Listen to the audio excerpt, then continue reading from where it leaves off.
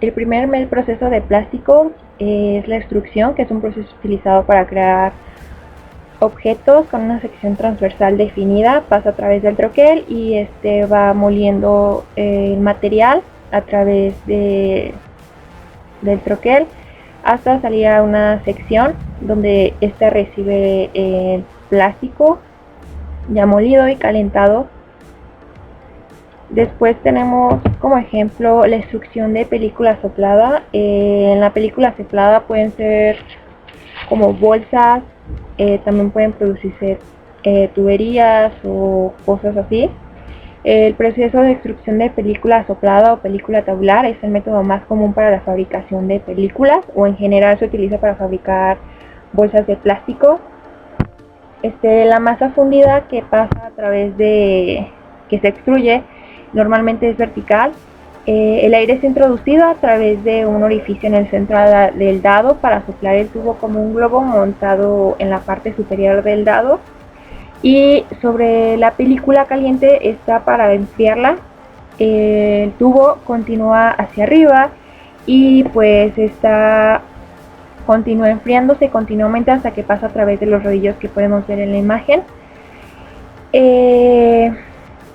Cuando pasa a través de los rodillos, esa presión donde el tubo es aplanado para crear lo que se le conoce como tubo plano de película. Ese tubo plano es llevado hacia la torre de extrusión a través de los rodillos y en líneas de salida más altas. El aire dentro de la burbuja también se intercambia y se conoce como enfriamiento interno de la burbuja.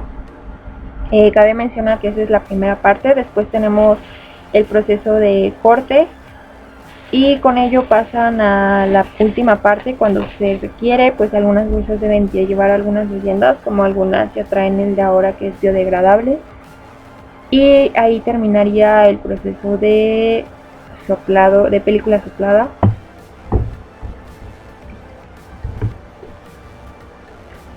Continuamos con lo que es el soplado. El molde por soplado es un proceso de fabricación para moldar piezas huecas de pared delgada y uniforme, y hay 4 tipos de moldeos por soplado, que es la extrusión soplada, inyección soplado, inyección estirado soplado y soplado, llenado y sellado. Yo voy a hablar un poco de extrusión soplado. Es una variante del proceso de extrusión y es el tipo más simple de moldeo por el soplado, y se pueden producir botellitas como de los recipientes de jabones. La extrusión soplada usualmente también se le conoce EBM por sus siglas en inglés. Es una variante del proceso de extrusión y es el tipo más simple del soplado. Pasa por un tubo caliente del material de plástico fundido. Se deja caer desde una estructura y es capturado en un molde enfriado por agua. Una vez que los moldes están cerrados, se inyecta a través de la parte superior del cuello de la pieza al ser moldeada, y como si estuviera inflando un globo. Cuando el material se calienta, se sopla y entra al contacto con las paredes. Se enfría y logra que la pieza mantenga una forma rígida y exacta según sea el molde. Permite variedad de diseños y aproximadamente se puede producir entre 300 y 350 botellas por hora según sea pues lo que se necesite o la fabricación. Otros ejemplos de la extrusión soplado incluye productos huecos que son de polietileno, y como botellitas de leche, de botellas de champú, regaderas para jabones, y pues eso sería extrusión soplado. Tenemos lo que es el rotomoldeo, que es un proceso para la fabricación de productos huecos. El proceso básicamente consiste en introducir una cantidad de polvo en forma granular, viscosa o líquida a un molde hueco. Se pueden producir como pelotas. El molde se hace girar y es agitado alrededor de 2 ejes principales. La velocidad es baja y pero al mismo tiempo este se va calentando. Debajo debe de tener pues el motor que calienta. La rotación del molde continúa durante la fase de enfriamiento. Debe girar hasta que el material se adhiera completamente a todas las paredes y quede uniforme. El plástico, como sigue girando hasta que este se enfríe, conserva la forma deseada hasta que se solidifica. Cuando el plástico es lo suficientemente rígido, se desmolda y sale pues la pieza así. Aquí se podría decir que termina el proceso. Esta se podría decir que la diferencia entre el soplado y el rotomoldeo es que se utilizan polvos en lugar de gránulos y la resunda se funde dentro de los moldes. El molde tiene una rotación entre dos ejes y pues los moldes rotomoldeo tienen un costo menor por su simplicidad y pues también las presiones de operación son bajas y prácticamente ese sería el rotomoldeo.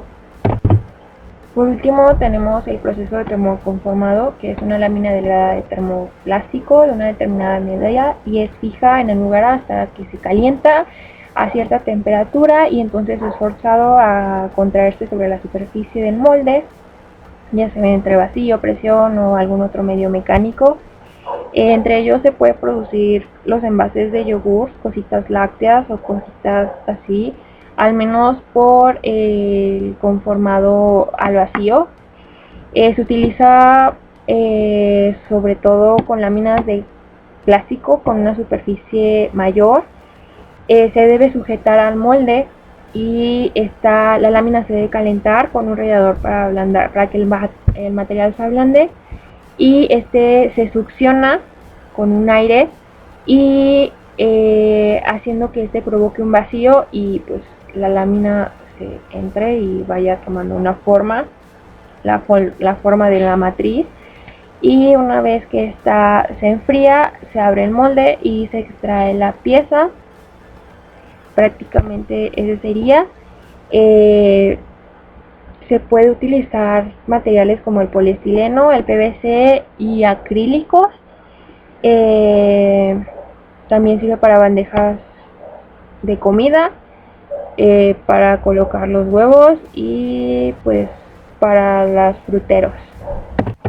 Tenemos las ventajas y las desventajas. Las ventajas de la extrusión es que generan poco desperdicio, tienen un costo de maquinaria muy moderado.